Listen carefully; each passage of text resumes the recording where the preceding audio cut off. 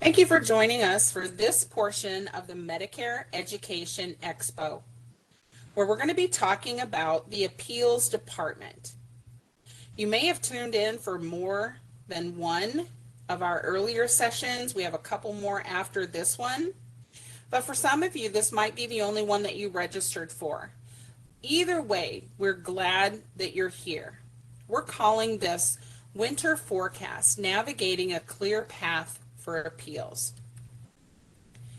The purpose of this session is to understand the function of the WPS Appeals Department and become familiar with tools for successful submission. I'll start with an overview of the Medicare fee-for-service appeals process. We'll define the role of appeals, review some common errors, and share tips to avoid them within submission of appeals.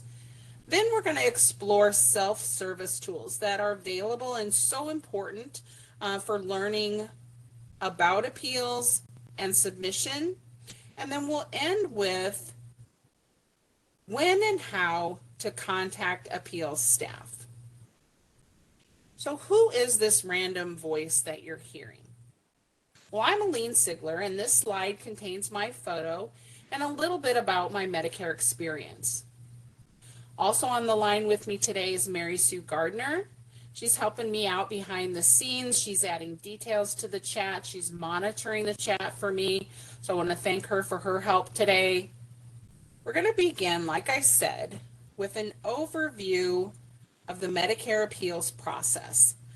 For many of you on the line, and I know this because when I looked at the registration list, many of you indicated that you were new and you're just beginning to learn about Medicare and the appeals process. So all of this is going to give you some context about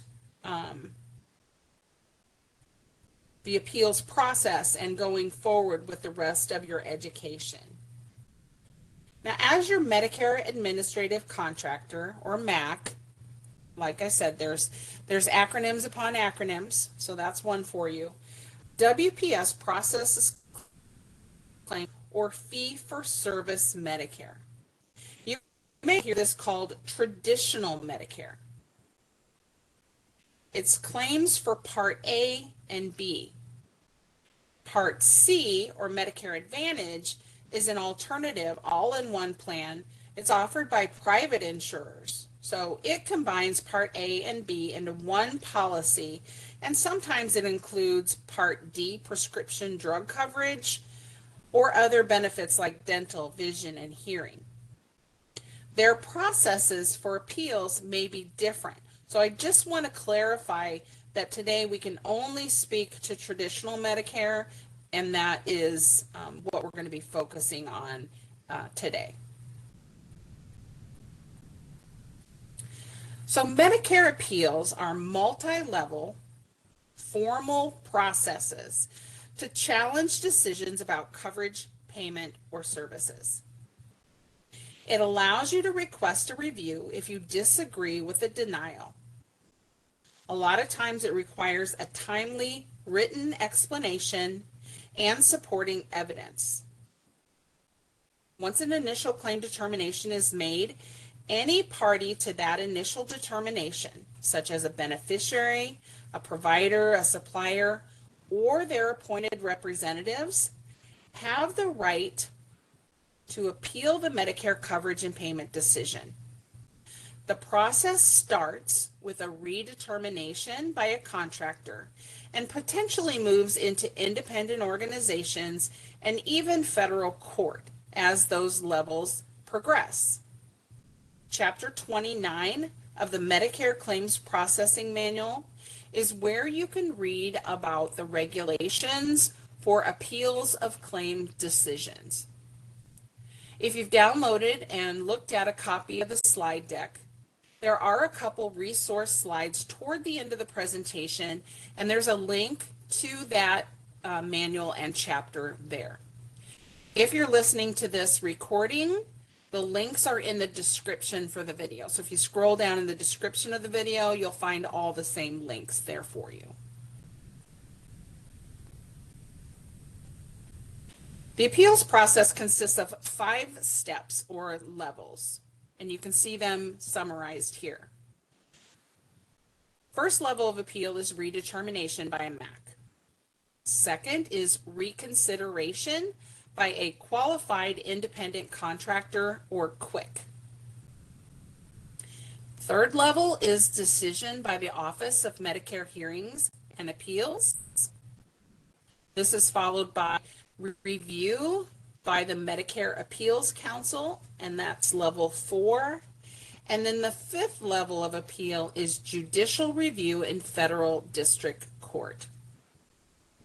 Appeals must begin at the first level, and they have to go in order. Each level has certain steps that have to be taken before you can appeal to the next one. If all the steps are met at a specific level, the requester and any other parties to that appeal decision is allowed the right to appeal to the next level in the process if they choose to. Although there are 5 distinct levels in the Medicare appeals process, the redetermination, level 1, is the only level in the appeals process that the MAC performs, and that's why it's our focus today. The request for redetermination must be filed within 120 days from the date of the initial claim determination or denial. This is the date on the provider's remittance advice or the Medicare summary notice that the beneficiary receives, because beneficiaries can request appeals also. After that, a decision will be made by the MAC within 60 days. So again, I said high-level overview. That's a very high-level overview. So now let's move on and talk about the staff and equipment that helps us navigate the appeals process. A redetermination is a reevaluation of the facts and findings of a claim by a separate entity within the MAC's organization. And you can tell I'm using CMS's definition here. So that would be a redetermination unit or an appeals department. Each MAC may actually call them something a little different. And using that separate entity within the MAC's organization is to determine whether the initial decision was correct and make appropriate revisions if necessary. CMS goes on to state that MAC staff unassociated with the initial claim determination performs the redetermination. So we're using a separate set of eyes to review the redetermination than the staff that was used to make the initial determination. A lot of times that's within our medical review department. CMS requires a separation of duties for a lot of different departments or units within the MAC. Each MAC has different departments that perform different specific tasks. Claims may work errors, file claims, that sort of thing. Review may review documentation for a claim. Appeals handles appeals, and so on. One department has different access levels, different responsibilities for things. So your redetermination is looked at by staff uninvolved in the initial claims determination. The department consists of both clinical staff and administrative staff that have claims processing knowledge.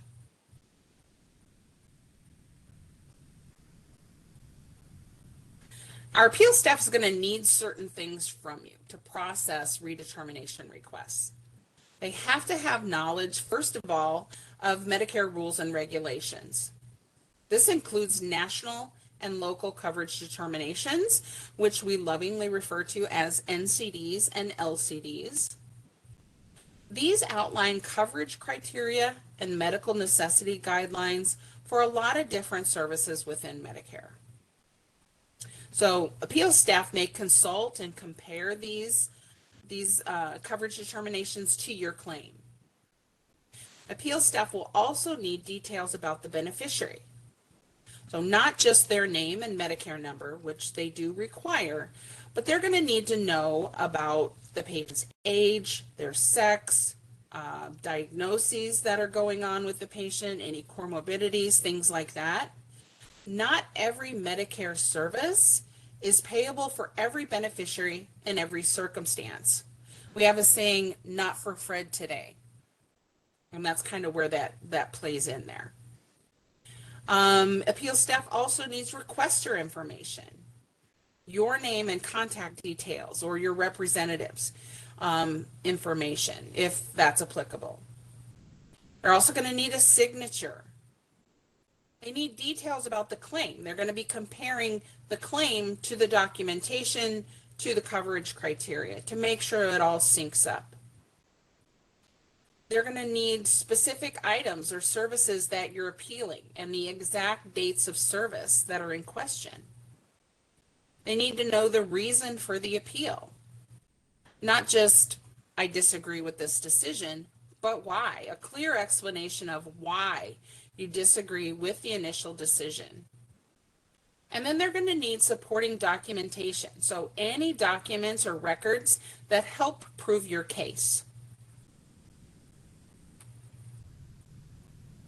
So how do we avoid those roadblocks or pitfalls that sometimes happen during an appeal request? As your MAC, we're paid to process claims, but we have to make sure that we're doing it appropriately. If something isn't paid and you believe it should be, let us know. Use your appeal rights and show us where in the documentation that medical necessity is proven. Was something missing? Was there a piece of documentation that didn't get sent? Was it sent but we overlooked that crucial element? Was the NCD or LCD applied incorrectly? Let us know. So what I want to do is share some ways to avoid those things that might make the process less efficient, unsuccessful, and overall harder than it needs to be. And it all starts with a valid request. Not meeting initial requirements can defeat you before you've even started. The regulations require all redetermination requests to be made in writing. But appeals requests submitted electronically via fax or a secure internet portal or application are also considered to be received in writing. And it states that in the manual. Sometimes when we think in writing, we mean pen and paper sent through the mail, that kind of thing. But that's not the case anymore. CMS provides a redetermination request form. So they have an actual form that you can use, but it's not required. You can use it if you want to, but as long as your request contains all the same information and elements, you can use whatever form or letter that you want to.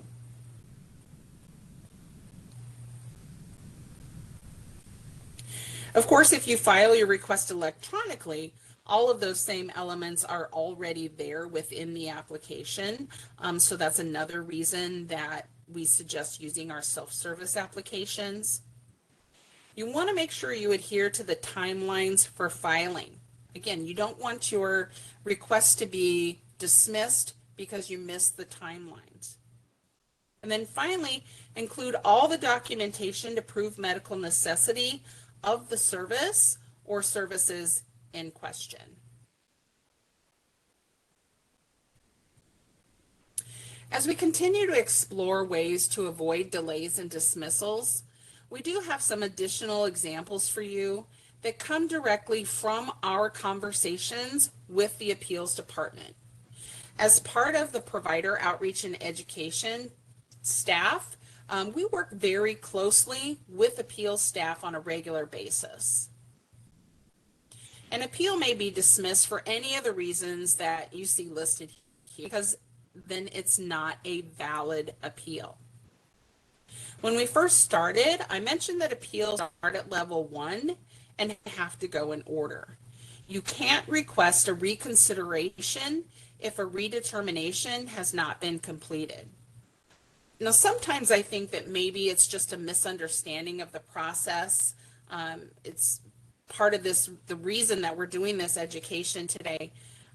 Maybe a difference in terms, because redetermination, reconsideration, reopening, they all sound very similar.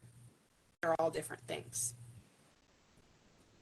Another instance that we see way too often is a redetermination request that should actually be an inquiry, an adjustment, or a reopening. Not every unpaid claim has appeal rights. Let me say that again. Not every unpaid claim has appeal rights. Next are those instances where it's not filed within the timeline for submission. I know we're just talking about redeterminations today, but all 5 levels of appeal have a time limit associated with them, and they're not all the same. They range from 60 to 180 days, depending on the level. Redeterminations, as we stated, are 120 days. If you miss the timeline and you can't prove just cause for late filing, your request may be dismissed. If your appeal request is missing key information, it could be an error such as the name and Medicare number not matching, or it could be the next item, missing signatures. The last bullet here is a big issue lately, and that is duplicate requests. We definitely want to steer clear of those. So we're going to talk a little bit more about those. A duplicate request occurs when we receive more than one redetermination request for the same service. Medicare's definition of the same service means the same procedure performed on the same date by the same rendering provider. A duplicate redetermination request does not necessarily mean the appeal is requested on the same exact claim number. If a provider submits multiple claims for the same service, Medicare can only perform a redetermination on that service once, regardless of the number of claims submitted. Submitting duplicate redetermination requests wastes time and money for both the provider and the Medicare contractor. One thing you don't think of, though, is that it can also have adverse effects on the beneficiary. If you know any Medicare beneficiaries, they might be getting confused or anxious by multiple copies of notices about unpaid claims, services, or charges, and we want to avoid that. We have some reminders that will help you avoid submitting duplicate redetermination requests. We already talked about timelines for submission, but observe our timelines as well. MACs have 60 days to make a decision once they receive a valid redetermination request.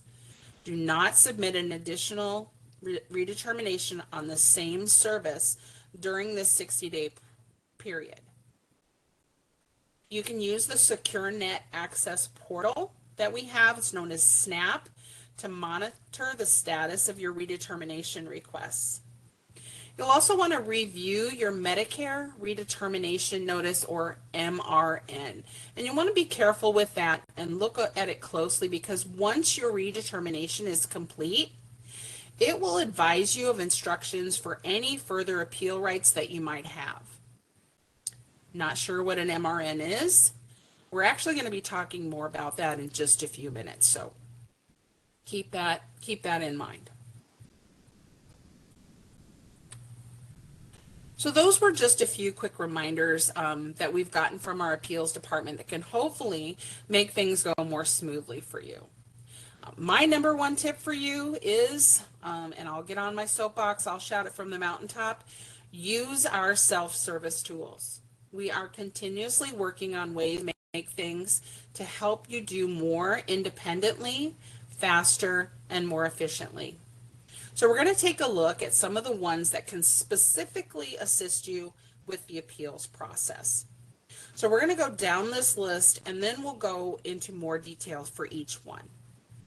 First off, if you're a Part A facility or institutional provider, you can get access to direct data entry. Next, and you may not consider this a self-service tool, but your remittance advice has a lot of information that can help you with appeals. We also have our interactive voice response, or IVR tool, the provider portal known as SNAP, Secure Net Access Portal, and the Medicare Redetermination Notice, or MRN.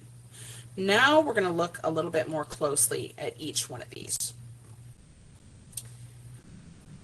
DDE, as we refer to it, if you're a user of that, you can check claim status, and that'll help you know more quickly if a claim is pending with a prepay additional documentation request, or ADR. A lot of appeals stem from claims or services that are denied upon review. Checking status is watching your claims through to adjudication. With DDE, you can also correct claims that are pending with errors. An example of this might be a missing or incorrect diagnosis code. If I can be so bold as to insert another related but unrelated tip here, when you're adding diagnosis codes to your claim, be sure you place them in the diagnosis code fields and not just the PRV, patient reason for visit field. If you do this, you run the risk of the automated edits overlooking that diagnosis and the service being denied. When if it had been in the diagnosis code fields in addition, then the edit would have seen it and it would have seen that it was payable, let's say according to the local coverage determination or whatever, because it's especially important for those items covered based on diagnosis, like our local and national coverage determinations. In DDE, you can also adjust or rebill some unpaid claims that are not appealable. Direct data entry is a great tool for our Part A providers. You can check out the DDE manual for more details. To find it, go to our website, and on the right-hand side, there's a quick links section on our website. If you don't see it, make sure you're under the Part A side. You won't find it if you're under J5B or J8B. Next up is the remittance advice. Use your RA to investigate claims or services that are not paid. You'll see non-covered charges, and if you didn't bill them non-covered, then that's going to be your first clue to see why they're non-covered and then if there are appeal rights. You'll be able to get familiar with the codes on your remittance advice and know right away if a denial has appeal rights. I added 2 remittance advice remark codes, RARCs, to this slide because they are directly related to the first 2 levels of appeal, just as an example here.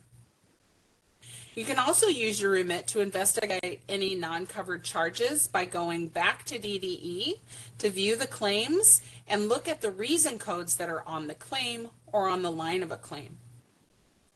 If the redetermination decision results payment to you, so it was a favorable decision, the denial was overturned, you're going to receive an RA showing that the claim was reprocessed and Medicare allowed payment.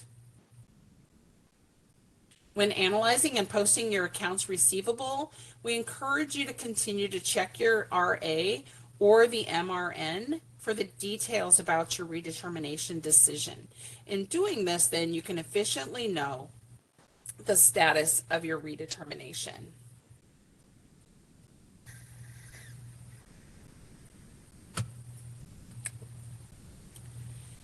Our interactive voice response, or IVR system, is another self-service tool for providers inquiring about claim status, payment information, and other general information. Appeals information that's available on the IVR after authenticating is the number of appeals for the data service, which level of appeal you're on, the status of the appeal, open, closed, or reopened. It will also give you the receipt date and the decision date. You can hear the appeal disposition, favorable, partially favorable, unfavorable, misrouted, dismissed, or unspecified. It'll also give you the MAS number, which stands for the Medicare Appeals System, and the DCN or claim number.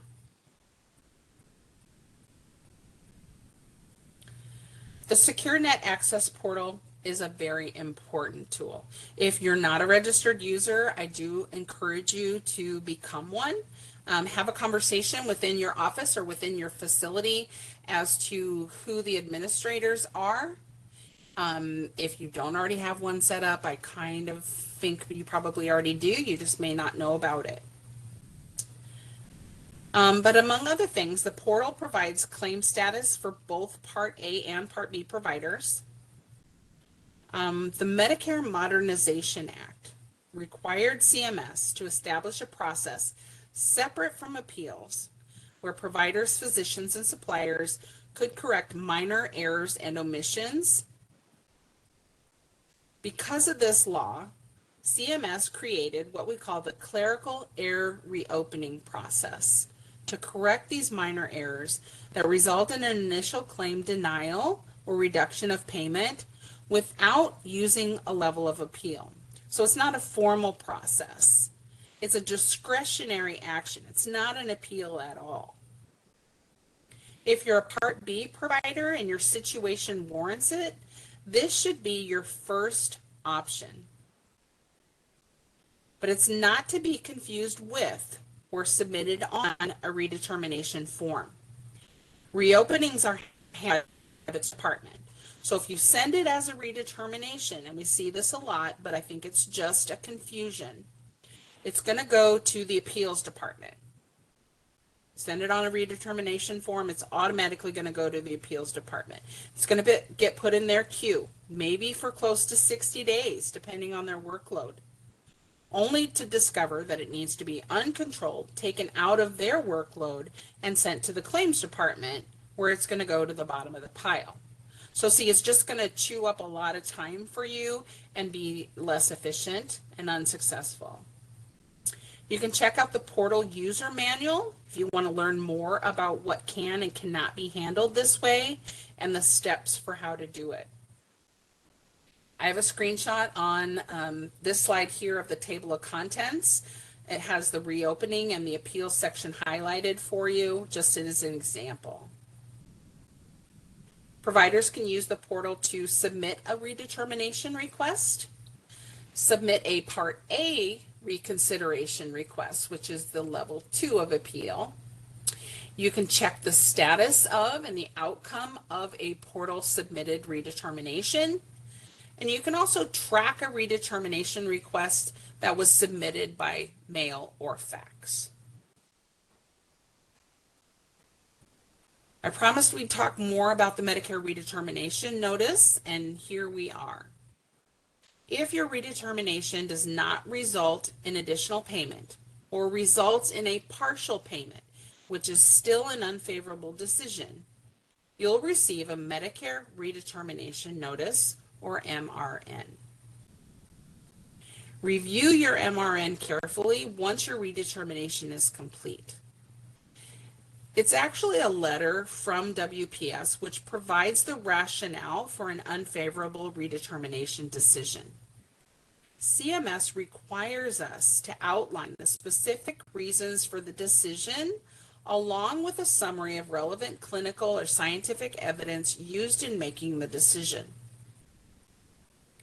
The MRN also includes notification of the right to appeal and instructions on how to appeal the decision to the next level, which again is the reconsideration request, which goes to the qualified independent contractor.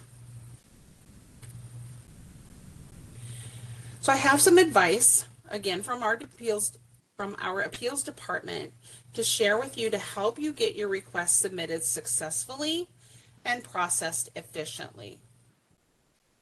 Again, as a reminder, there's no fast track or situation that warrants the ability to skip to a higher level. We've seen many instances where a reconsideration was sent, but there was no record of a redetermination decision. Each level has certain steps that must be taken before you're allowed to appeal to the next one. Our next piece of advice, please do not send duplicate submissions. Check the status of the request in the portal. Redetermination staff have up to 60 days to make a decision, but some providers are automatically sending a second request at 30 or 45 days, and that might be the limit for other payers, but not for Medicare. Duplicate submissions cause unnecessary costs to the Medicare program, and repeatedly sending those duplicate requests could be viewed as waste or abuse. And you don't want to be in that situation. It can actually delay processing because staff has to sort through those duplicate submissions. So don't do it. Providers are responsible for providing all information regarding the appeal and required to adjudicate the claim at issue. And you should submit documentation related to the initial denial reason. But what you don't need to do is you don't need to resubmit everything that was already submitted. So all that documentation that was initially sent, you don't have to send that again. The case file will be forwarded to our appeals department. And this includes documentation that was submitted to the initial medical review contractor, such as CERT, the RAC, SMRC, some of the other review contractors that you may at times have dealings with. Documentation submitted for an appeal should only include new information to justify medical necessity. Along those same lines, only send the documentation that's relevant. Don't automatically send the entire chart if it's only one service or line on the claim that's being appealed. Unnecessary documentation is not helpful, and it just takes time to sort through it. I've already mentioned this, but remember to pay close attention to and meet deadlines. That goes for both reviews and appeals. Do not request a redetermination when a reopening is what your claim needs. If you work with third-party entities, make sure you're working closely with them and educating them about option practices for traditional Medicare. I believe this ties closely to duplicate submissions. Our appeals department is seeing an increase in what they believe to be artificial intelligence or other automated processes. While we strongly encourage the use of electronic submissions, you are allowed to send appeal requests by mail. If you do, be sure to verify that the mailing address that you're using is correct for your contract. Again, this is just going to help expedite your request getting to the right place as quickly as possible. Lastly, we get a lot of redetermination requests for claims that are rejected for timely filing. CMS states, when a claim is denied for having been filed after the timely filing period, that denial does not constitute an initial determination. As such, the determination that a claim was not filed timely is not subject to appeal. Following these simple reminders will hopefully streamline and help facilitate successful appeals requests. If you're going to the second level of appeal and will be mailing your request for reconsideration to the QUIC, this next tip is for you.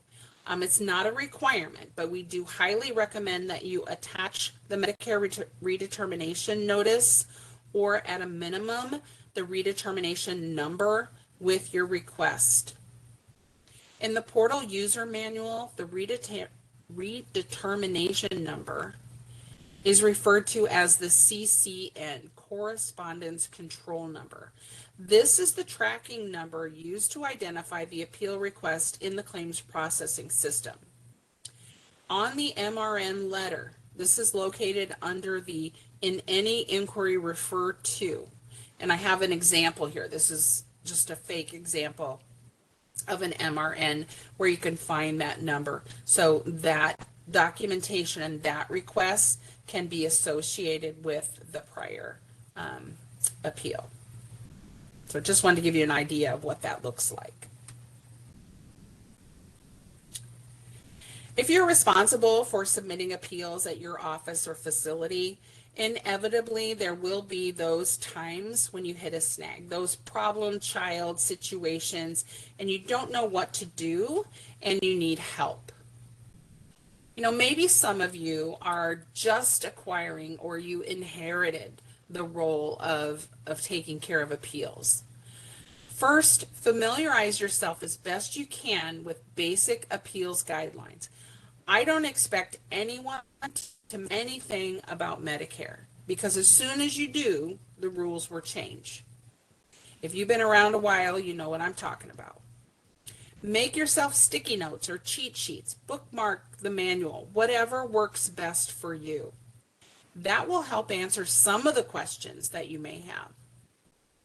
Sometimes correspondence for a specific appeal comes from a particular individual, and you can contact them about your specific appeal request question. Use those self-service tools. Not only is it quick and easy, it's also required. Customer service is prohibited from providing information that can be obtained from a self-service tool. If you've tried all of the things and you still need assistance, you can call our office. When you do, you're going to need the information listed here, the NPI, the PTAN, and the last 5 digits of the tax ID. Contact information for your contract can be found on our website under the tab Contact Us. Another way that you can assist us, did you know that WPS has a survey for those who have submitted a redetermination request within the last 90 days? Your input is crucial in helping us improve our processes. And you can do that by finding the link to that survey. It's on the right-hand side of the Appeals Topic Center on the WPS website. So I included a screenshot here, and you can see the box. I know it's a little blurry because I had to blow it up. It says, we want to hear from you. And it says, take the appeals survey. So that's a great way that you can help us improve the process as well, because it benefits all of us. I always like to give you resources where you can find out more about the things that we're talking about within a webinar. I did mention some of these already. If you've downloaded the slide deck, you have all the links. If you're listening to the encore, scroll down in the description of the video to locate the links. These are located on the CMS website. 100-4 is the Medicare Claims Processing Manual. Chapter 29 is about appeals, and the guidelines for reopenings are located in Chapter 34. So I included both of those. I also have a link to the CMS Appeals webpage. Gives you an overview of the appeals process, and then the left-hand navigation has a separate page for each of the 5 levels. I included the one for redetermination. You can find the redetermination request form that I mentioned, and lots of other good stuff out there. WPS website has many items that also might be of interest to you. I'm just going to go down the list here. The appeals form selector, getting tongue-tied here. That's an interactive tool, and through a series of questions, it helps users determine if a claim has appeal rights, and if so, links you to the redetermination form. We have an article addressing duplicate redetermination requests. I recommend all of you go out and take a look at that because it is a huge issue now. The third bullet takes you to instructions for appealing a claim determination. The redetermination date calendar is also a great way to quickly calculate your 120-day deadline for filing an appeal. Without getting out your calendar and counting up to 120 days, boom, put in the date of the initial determination and it'll tell you what your deadline is. Next, I have the SNAP user manual. It outlines the steps and contains screenshots for an easy to follow tutorial on redeterminations and reopenings. The last two bullets are to the IVR operating guides. Part A and Part B are separate because the options for each are not exactly the same.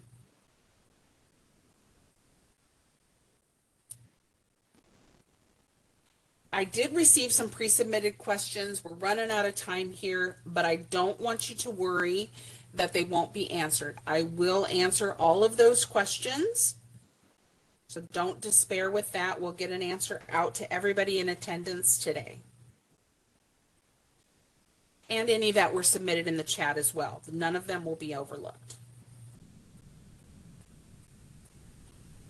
I want to ask you to please take a few minutes to complete a survey about this session of the Medicare Education Expo. Tell us what you liked. Tell us what we could do better. Give us suggestions for future topics. You know, what do you want to learn more about? You have a few options, so depending on what your preference is, I'm going to have Mary Sue drop a link in the chat if you'd like to do it that way. Or when you exit the webinar, you're going to be asked to go to an external site. And that notification is going to look something like this screenshot here with the triangle and the continue button. We show that to you just so that you know that it's safe and it wants to take you to that Qualtrics site for the survey. If you're listening to this as a recording, as an encore, you're going to get a box that's going to look similar to what you see on the bottom here with the finger and the stars, and that'll link you to the survey. However you do that, please give us your feedback. Let us know if you'd recommend our education to others. Tell us how likely you are to attend other events that we host. Those surveys give us insight into not only how we're doing, but the types of education that you're interested in. In a few minutes, you're going to receive an email to thank you for attending. Take a look at it before you delete it. This email contains your certificate of achievement. It has your name and your contact hours. So if you need to turn it in for credit towards continuing education units, you'll have it.